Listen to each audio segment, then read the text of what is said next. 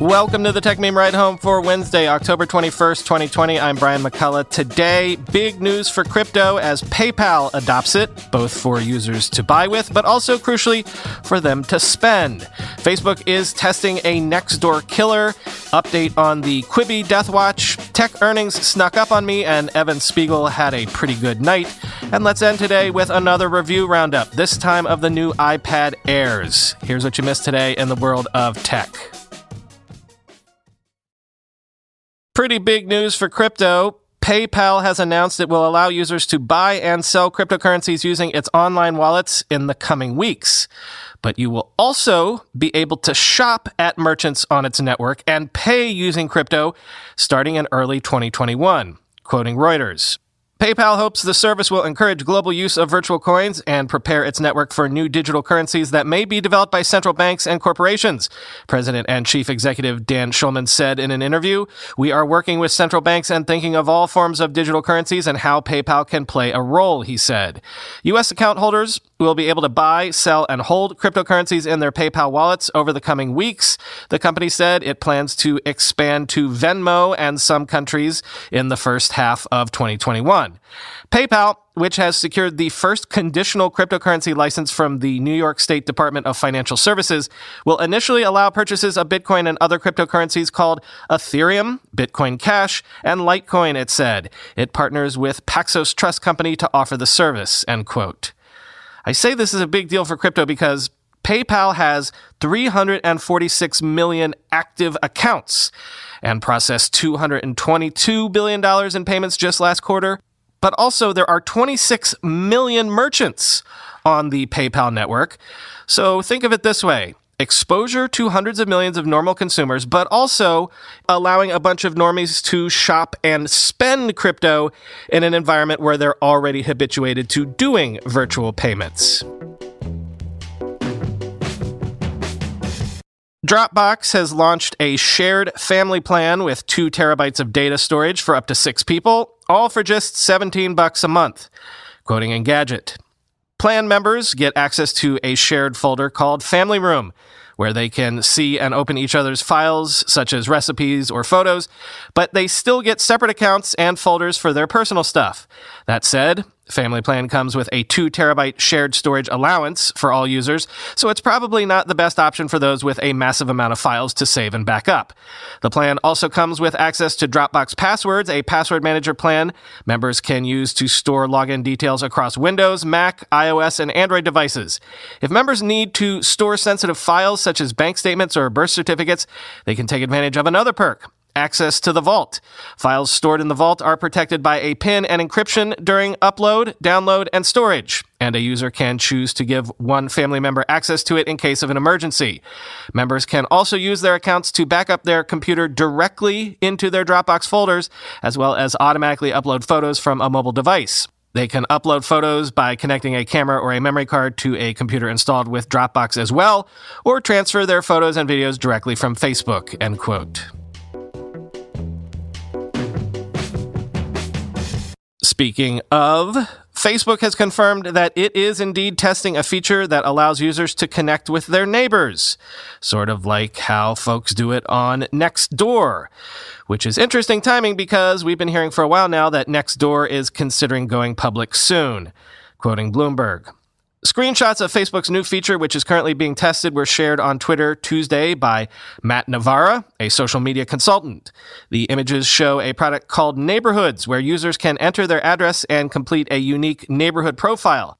A Facebook spokeswoman confirmed the company is testing the feature in one market, Calgary, Canada. The screen grabs show the software using the Canadian English spelling of its name. Other images show Facebook reminding users that its community standards still apply inside the Neighborhoods feature, and the company encourages people to keep it clean and be inclusive. An early version of the product was first spotted and shared on Twitter by Jane Manchun Wong back in May. Hi, Jane. I know you're listening. The Neighborhoods feature is notable given the popularity of Nextdoor, a neighborhood-based social network founded in 2008 that has raised about $470 million in funding.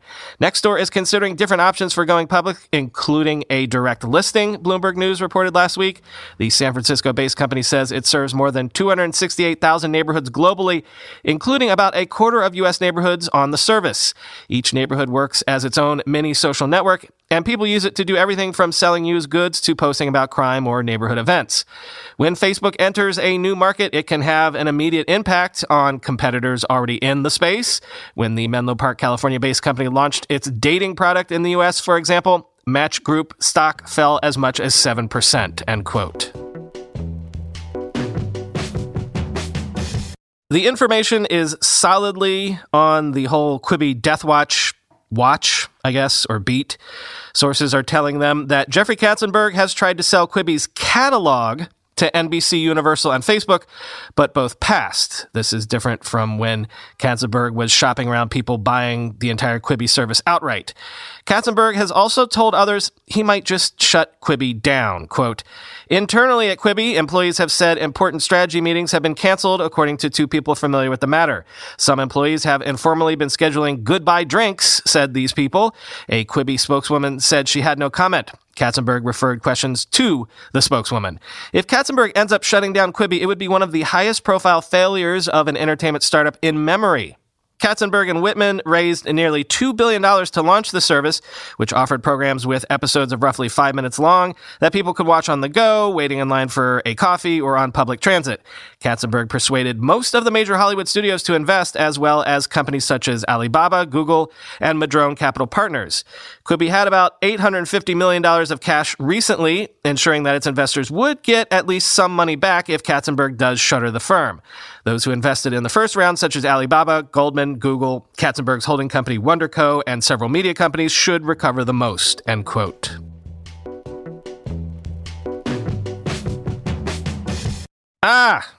When I wasn't looking, tech earnings season snuck back up on me.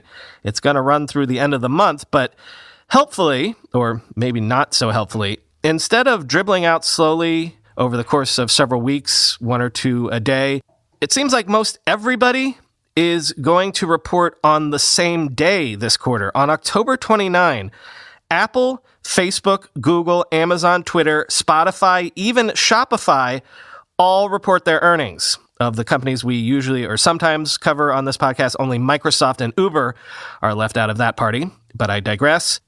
Netflix last night reported Q3 revenue up 22.7% year over year.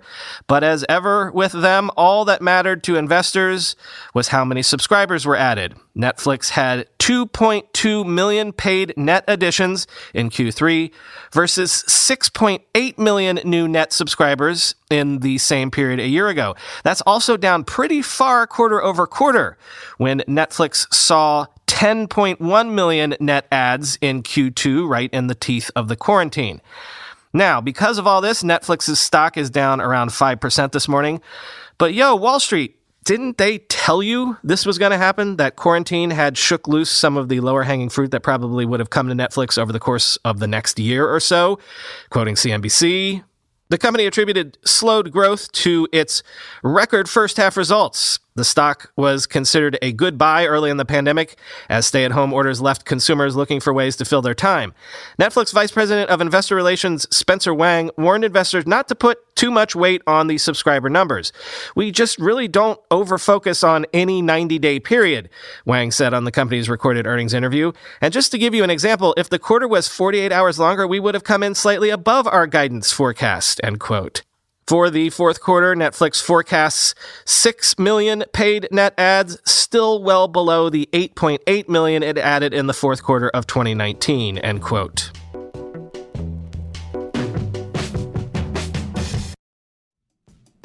Every time a new Kiwico crate comes, my kids literally start screaming at the top of their lungs until we let them open the boxes up. I'm not kidding about that. Kiwico makes those boxes that are filled with hands-on projects for kids of all ages to make learning about STEAM fun. STEAM, of course, is science, technology, engineering, art, and math. I didn't capture the screaming this time, but I did get Penny and Max, as they were opening up their boxes this month, to tell us why they think Kiwi boxes are so great for kids. Kiwi makes the things so easy for kids, the ages of kids, so they can do it on their own without even the parents' help. It's good for sisters and brothers. With Kiwico's hands-on art and science projects, kids can engineer a walking robot, design a paint pendulum, conduct bubbling chemistry experiments, and a lot more, all from the comfort of home.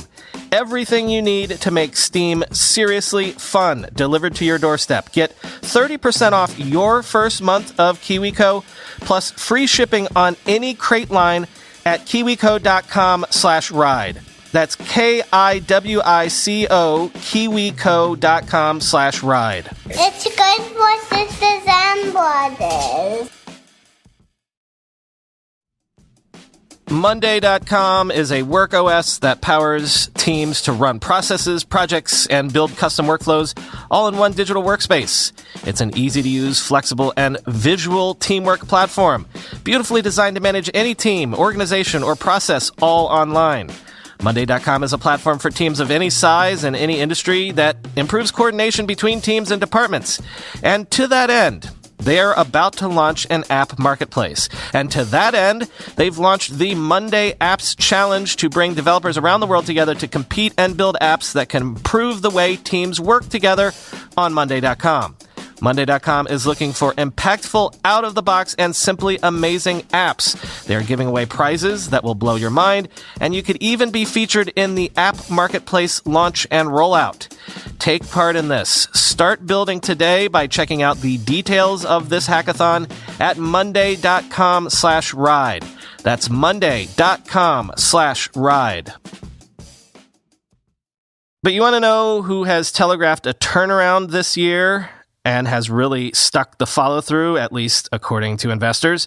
Snap. Snap reported Q3 revenue last night that was up 52% year over year, and they beat analyst estimates. Daily active users were up 18% to 249 million. The average number of daily snaps was up 25% year over year.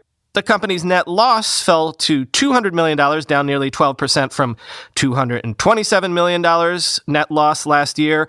All of this has Snap's stock price up 30% at the time of this writing. Quote, "The adoption of augmented reality is happening faster than we had previously anticipated, and we are working together as a team to execute on the many opportunities in front of us," Snap CEO Evan Spiegel said in a statement.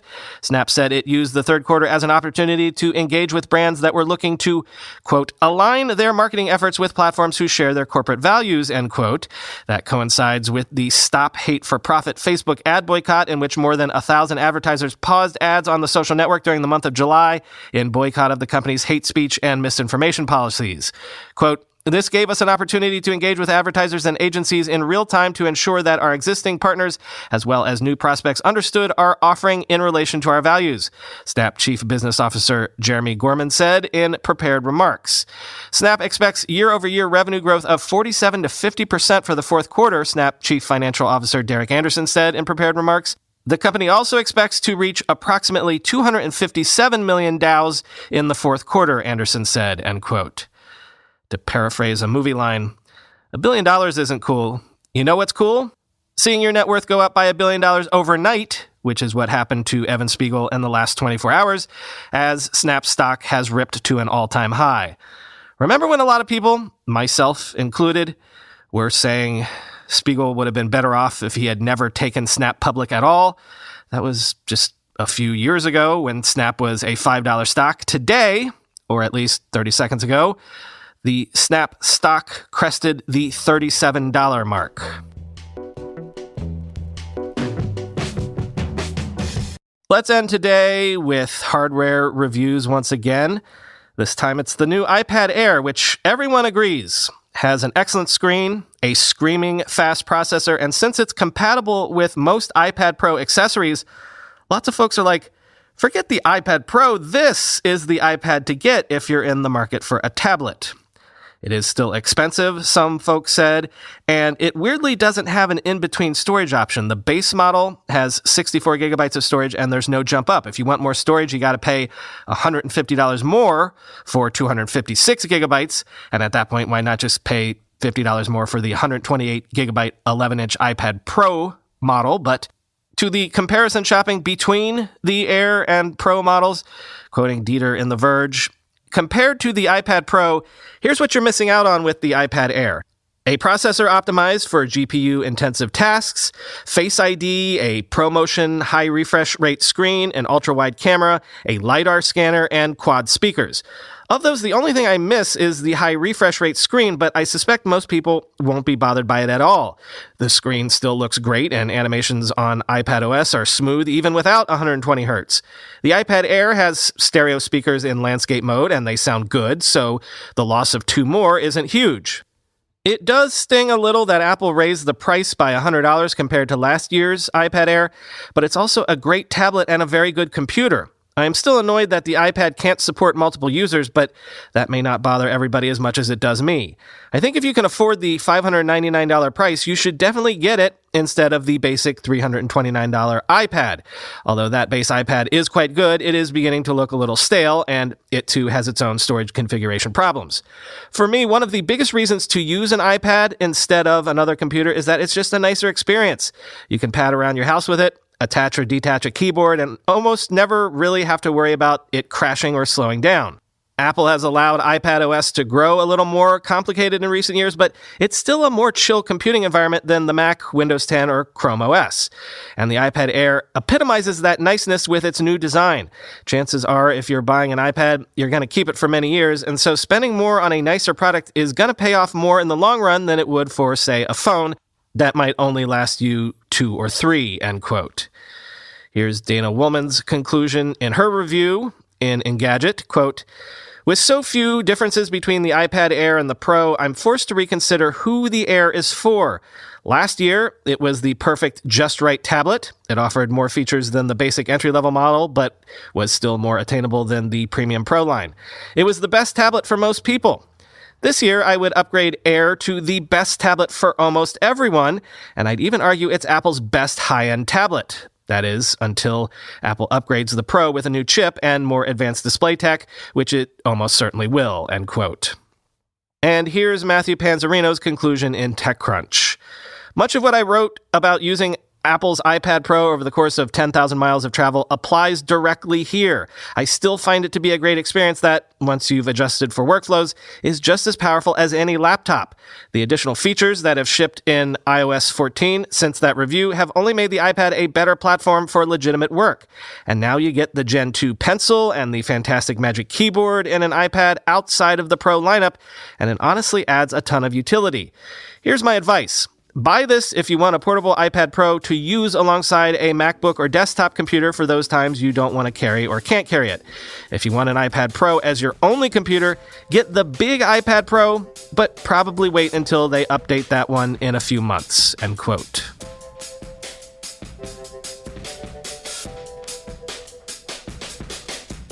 This afternoon, actually about 2 hours from now, I'm going to be recording an Internet History Podcast episode, which is something that I haven't done in over a year.